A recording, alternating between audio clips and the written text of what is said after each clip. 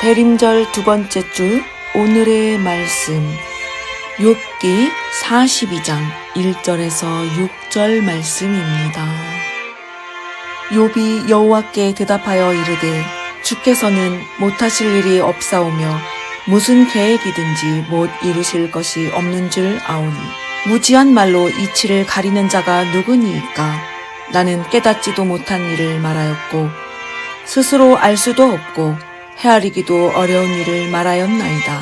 내가 말하겠사오니 주는 들으시고 내가 주께 묻겠사오니 주여 내게 알게 하옵소서. 내가 주께 대하여 귀로 듣기만 하였사오나 이제는 눈으로 주를 배움나이다. 그러므로 내가 스스로 거두어 드리고 티끌과 제 가운데에서 회개하나이다. 아멘. 오늘은 욥의 축복이라는 말씀으로 은혜 받도록 하겠습니다.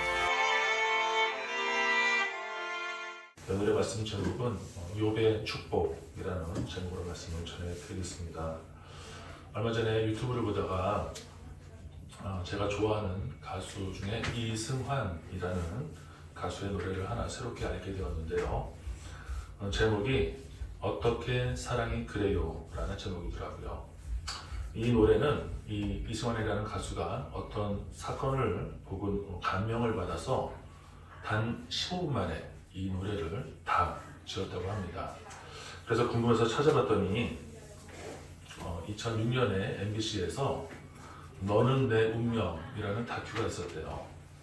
어느 잘 자란 여대생과 부모도 없이 좀 비교적 보잘것없는 마트 종업원과의 숭고한 사랑 이야기인데요. 나이도 9살 차이로 많이 나고 주변의 반대에도 무릅쓰고 아름다운 사랑을 이어갔는데 그만 여대생이 가난 말기로 3개월 시한부 선고를 받게 됩니다.